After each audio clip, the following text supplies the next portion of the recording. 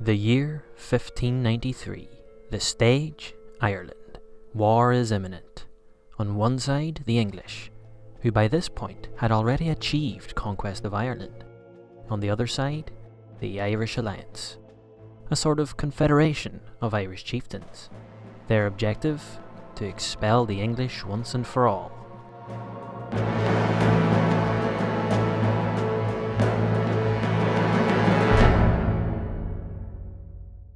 The key moment that sparked rebellion was the appointment of Captain Humphrey Willis as Sheriff of Fermanagh in spring of 1593. Hugh Maguire, the Irish chieftain of Fermanagh, responded by ejecting Captain Willis from the county after receiving reinforcements from Hugh O'Neill of Tyrone. The Maguires were one of the great clans of Ulster. Their coat of arms, a knight, symbolising willingness to work for king and country. The green symbolises hope, joy, loyalty. The red, military fortitude. Their motto, justice and fortitude are invincible. After kicking Captain Willis out of Fermanagh, Maguire then launched 2 raids into nearby Connacht. In June, Maguire entered Roscommon with 1,000 soldiers, where he engaged Sir Richard Bingham in a confused melee in the fog near Rathcroghan. The English were unsurprisingly angered by this and commissioned Sir Henry Bagenal to lead a force into Fermanagh and end his rebellion. Sir Bagenal and his army of 1,000 soldiers marched into Fermanagh on the 24th of September, where he would join forces with Hugh O'Neill. Wait, Hugh O'Neill? As in the Irish chieftain that previously helped Maguire? Yep, the very same. The O'Neills were one of the great Irish clans, one whose lineage includes 2 High Kings of Ireland. Their coat of arms, the Red Hand of Ulster, representing faith, sincerity and justice. The 3 stars, nobility. The fish, representing Christ. Their motto, the Red Hand of Ireland. Now, why, you ask, would Hugh O'Neill be joining forces with the English? Well, at this point in time, England had gained the submission of the Gaelic chieftains by promising lordship over their ancestral territories. It is believed Hugh had hoped to be Lord President of Ulster under English rule, or perhaps he wanted to keep good faith with the English. After all, Sir Bagenal was in fact O'Neill's brother-in-law. Sir Bagenal's writings state it was not pleasing to him to go on this expedition, but that he obeyed the English through fear. As Sir Bagenal marched into Enniskillen, he found that Maguire had destroyed the town surrounding the castle. The castle itself was held by Maguire's soldiers, as was the nearby crossing at Liscool. Without artillery to support an assault on the crossing, Sir Bagenal was stuck.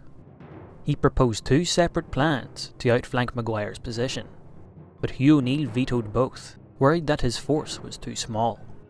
Sir Bagenal's only option was to continue north along the eastern shore of Lower Lough Erne, and on the 10th of October, the army approached the crossing near Belleek.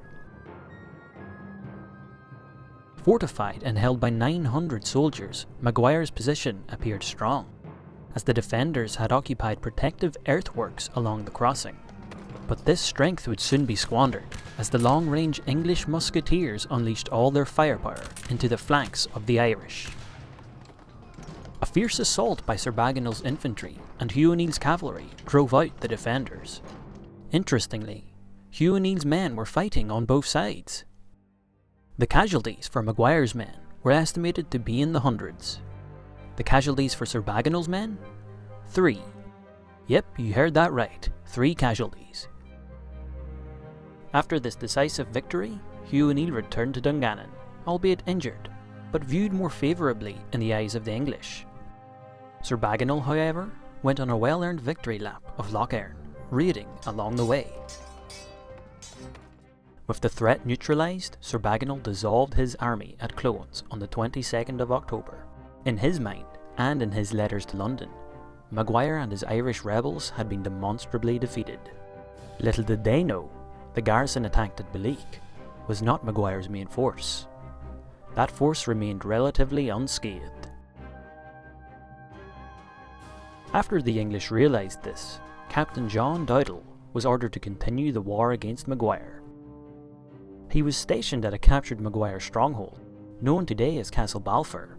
From here, with 300 men, he ambushed and harassed Maguire through the winter of 1593 to 94, almost succeeding in killing Maguire on the 18th of January. A week later, Dowdall then turned his attention to Maguire's stronghold at Enniskillen, taking it after a 9-day siege. The fall of Enniskillen came as somewhat of a surprise to the authorities in Dublin, as Dowdall's guns were not large enough to affect its walls. However, an amphibious assault forced the defenders to surrender, a decision they would soon regret as Captain Dowdall put the sword to the men, women and children of Enniskillen. Surely now, with the strongest seat in Fermanagh taken, combined with the defeat at Belleek the previous year, Maguire and his allies would seek reconciliation with the Crown. Not so much. English hopes were misplaced, as Sir Bagenal's victory at Belleek was not against Maguire's modernised pike and shot garrison. Pike and shot was a type of tactical formation that combined soldiers armed with pikes and musketeers. Other weapons such as swords, halberds and crossbows were also sometimes implemented.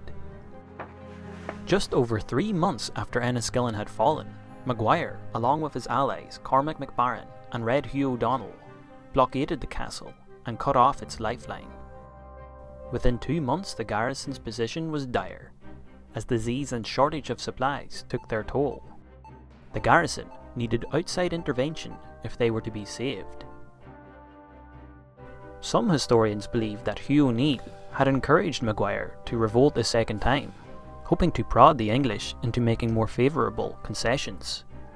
Others have gone to suggest that Maguire's rebellion was a diversion to focus English attention on Fermanagh, while Hugh O'Neill strengthened his position elsewhere in Ulster. A relief expedition was ordered, and Sir Henry Duke, the Sheriff of Cavan, and Sir Edward Herbert were tasked with breaking through to Enniskillen.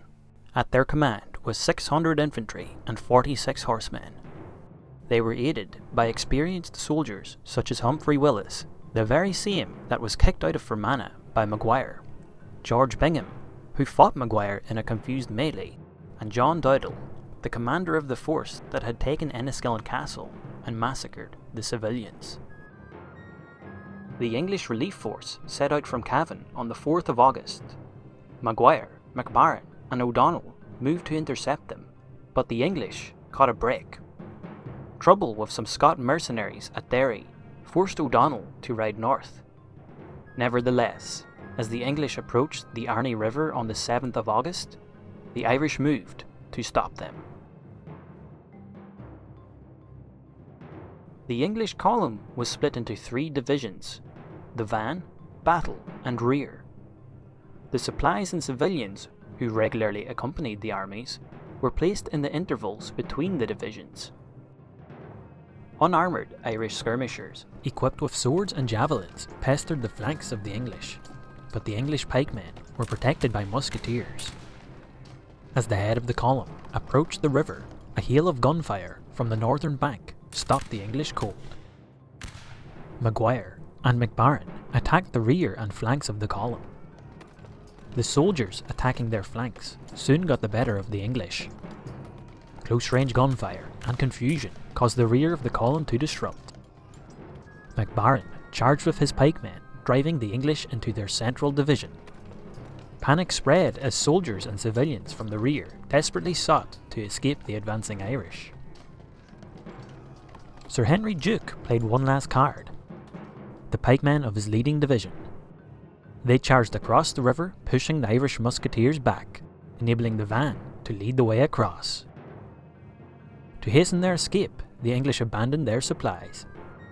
In an attempt to restore order, the English commanded their men to skirmish with the surrounding Irish, but this soon faltered as the officer in command was killed. Sir Duke and Sir Herbert had little option but to abandon their mission. Falling back on the ford, the English were met with more gunfire, forcing them to find another crossing upstream. The Irish failed to pursue them, as the abandoned supplies proved too much of a temptation.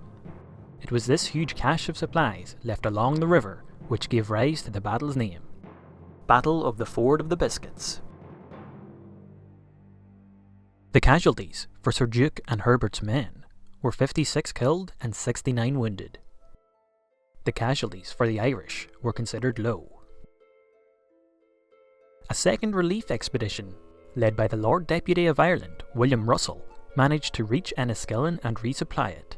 However, Enniskillen fell to the Irish in May of the following year, and the garrison was massacred, possibly in retaliation for Dowdall's massacre of the Irish the year before. On the 16th of February, 1595, an Irish force captured the English-held Blackwater Fort in County Armagh. The Irish were led by Ardmaic Baron O'Neill, brother of Hugh O'Neill, and marked O'Neill's break with the English crown, triggering the full outbreak of the 9 Years' War.